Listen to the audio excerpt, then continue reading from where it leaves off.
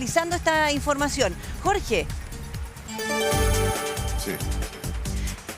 ¿Qué información tú has podido recabar también, considerando que si es que parte de estos ataques, a diferencia de lo que ha ocurrido por ejemplo, hasta el año pasado, los líderes no habían resultado con ningún tipo de daño? Prácticamente en algún minuto se hablaba de que ellos perfectamente los podrían haber atacado con esta precisión de ataque que tiene Israel y Estados Unidos y les habían perdonado la vida.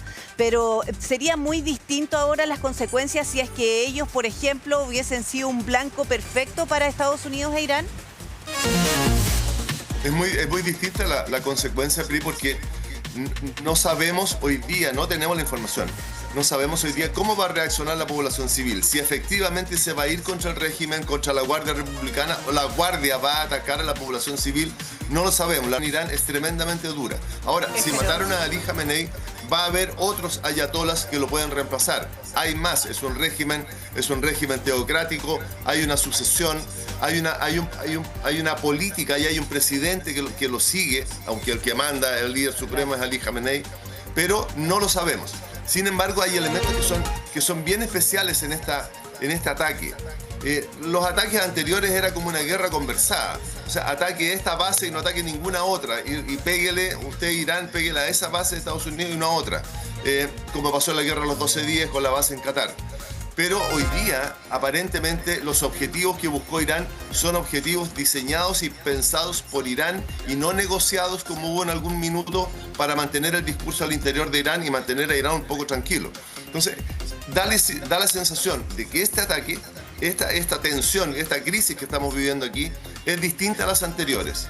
Y es distinta a las anteriores porque Estados Unidos se decidió efectivamente a atacar al régimen, no a las instalaciones, sino que a atacar al régimen, a buscar la caída del régimen, a buscar la destrucción de la fábrica de misiles y a buscar que la destrucción o completar la destrucción del enriquecimiento de uranio. Entonces, es distinto a todo lo que habíamos visto. Hoy día, lo que podemos esperar es que Irán tenga una respuesta como la ha tenido normalmente, que es cerrar Hormuz. Si cierra Hormuz, la verdad es que la crisis no va a ser tan grande, porque y el mismo Libardo lo decía en la mañana, hay petróleo en el mundo, Venezuela ya está liberando parte de su petróleo, hay petróleo. Por lo tanto, la crisis de Hormuz no va a ser tan grande. Y lo otro que es interesante señalar, que no hay hasta el momento una respuesta particular en Hormuz contra las unidades militares o navales que tiene Estados Unidos, siempre que están pegando a las bases, a los edificios. Sí. Entonces, hay varios elementos que son diferentes, que hay una percepción distinta de lo que está ocurriendo en este minuto en Irán. Tiene toda la razón, profe, porque la verdad es que la magnitud de los ataques y las primeras declaraciones que han estado llegando son que efectivamente los objetivos es Khamenei y la cúpula. De hecho, la Fuerza de Defensa israelí anunció que efectivamente a través de la inteligencia habían logrado atacar instalaciones donde estaba reunida la cúpula política y de seguridad iraní en ese momento. Entonces, aquí hay muchas cosas que están apareciendo y que queremos compartir y seguir analizando con usted, profe, pero permítanos hacer un corte rápido. De hecho, Estados Unidos, y es la información también que manejan las personas que están precisamente en ese país. La verdad es que ha sido una información que ha ido saliendo de a poco, información que también vamos chequeando. La verdad es que también hay que evitar mucho las fake news, y Ana María Silva también tiene más información que se ha ido también concretando de alguna manera, Anita. Sí, fíjate que en pantalla dividida vemos distintos lugares de países, otros países que no son necesariamente Irán o Israel, sino los aliados de Estados Unidos que también están siendo bombardeados por Irán. Y en la parte derecha, los refugios, donde la gente se congrega, canta, están con la Torá, están leyendo, están cantando, mientras pasan los bombardeos. ¿Por qué? Yo les decía recién que 3 milicias pro-iraníes se preparan para atacar Israel en los próximos minutos desde Irak. Y aquí, Repe, es lo interesante también, Pri, porque los demás países, los aliados de Irán, estamos hablando de potencias, de China, de Rusia, no se meten ellos por sí solos, sino que se meten a través de estos proxies, de estas milicias que financian y efectivamente concretan estos ataques en esta zona. Sí, de hecho ya se ha hablado de ataques en las capitales de Arabia Saudita y Emiratos Árabes Unidos. Es bien importante saber qué información les ha ido llegando y cómo están las comunicaciones. Yo me imagino que eso también permite tranquilizar. Mónica Vigio, volvemos contigo porque tranquilizarte en el sentido de que, claro, tú dices que tus familiares están repartidos en Israel. Saber en qué condiciones están, a qué distancia, cuántos minutos, porque todo eso ustedes lo tienen prácticamente cronometrado, ¿no? Mónica. Mira, acá yo justamente estoy mostrando el televisor. El lado derecho ustedes ven cada ciudad que están recibiendo misiles en este momento. Yo les mandé que recibimos avisos, ¿sí?, de que íbamos a recibir misiles. En mi chat donde yo vivo no sonó, pero todos estos lugares que ustedes ven que se van cambiando, claro, son lugares que están sonando las alarmas. La gente tiene que estar en los refugios por 10 minutos y que no se les avisa otra cosa. Al interior de estos refugios, la televisión en este momento está en Israel. Ahí lo estamos viendo, ustedes permanentemente en esta comunicación que ha sido también, yo me imagino que es tranquilizador, porque quedar sin esta comunicación, sin esta información que ustedes van actualizando permanentemente, podrían, no sé, estar con la incertidumbre de saber qué es lo que está ocurriendo. Por eso es tan relevante todo lo que tú nos estás mostrando, esta información que va siendo actualizada y lo vemos también en distintos idiomas. Al interior del refugio, si es que esto parte a las 8 de la mañana, pero ustedes están preparados permanentemente para este tipo de ataques. ¿Qué es lo que tienen al interior y por cuánto tiempo ustedes podrían estar en un refugio? ¿La capacidad para cuánto tiempo, Mónica? Mira, las casas antiguas tenemos refugios comunitarios, que es en mi caso. ¿Ya? En ese refugio se supone que hay baño, hay agua y lugares para sentarse. ¿En el refugio también tienen un televisor, tienen comunicación? Por ejemplo, ¿los teléfonos funcionan en ese refugio? Pero hay wifi que en caso que necesitamos saber, nosotros llevamos radio, llevamos teléfonos, que con ello entonces nos vamos interiorizando qué cosa está pasando afuera. La vez pasada, que fue hace medio año atrás, entonces llevábamos algo para pescar, para tomar. Hay niños, hay animales, perros, gatos, todo entra allá, a uno con su animal. Y bueno, entonces se hace un ambiente grato dentro de todo, porque son todos vecinos, nos conocemos, incluso muchas veces que nos hemos visto día a día, nos vemos y lo tomamos tranquilo. Tranquilizamos a los niños que no estén con tensión y también los animales, porque los animales también sienten mucho antes que nosotros y se ponen inquietos.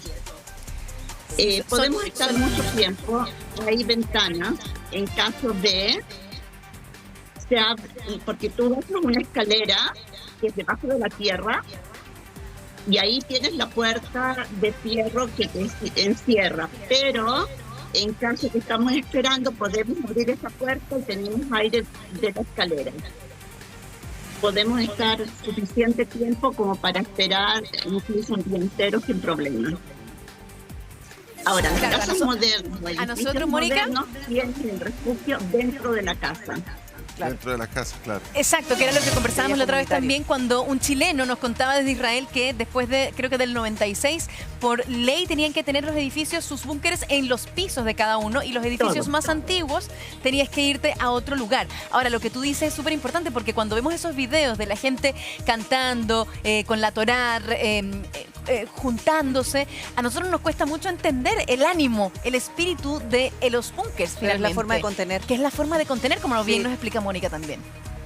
Sí,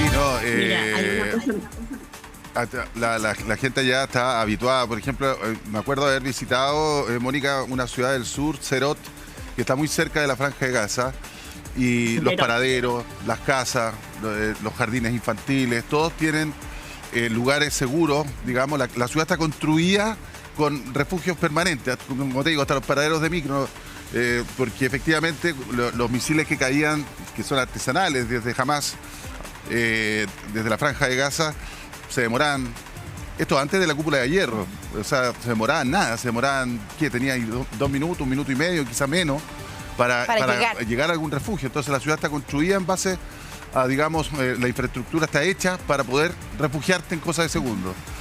Algo así es, ¿no, Mónica? En Sderot hay 15 segundos.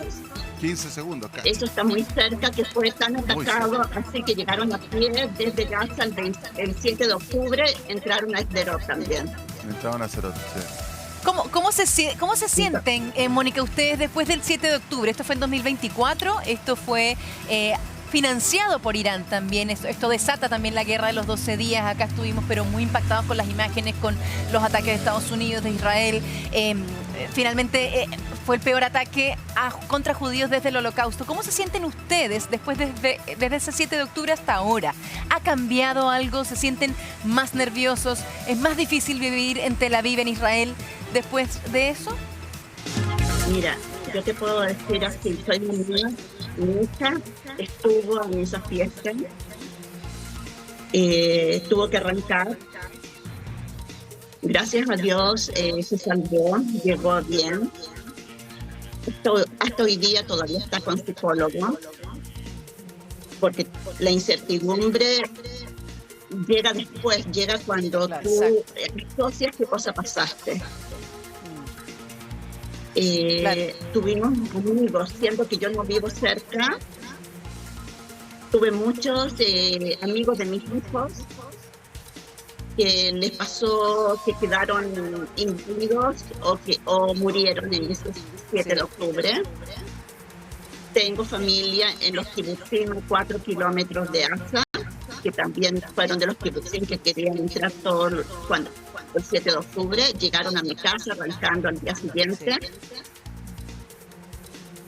Entonces yo te puedo decir que el 7 de octubre nos marcó a todos, no importa la edad, no importa dónde estuvimos y de dónde viniste en el mapa para Israel.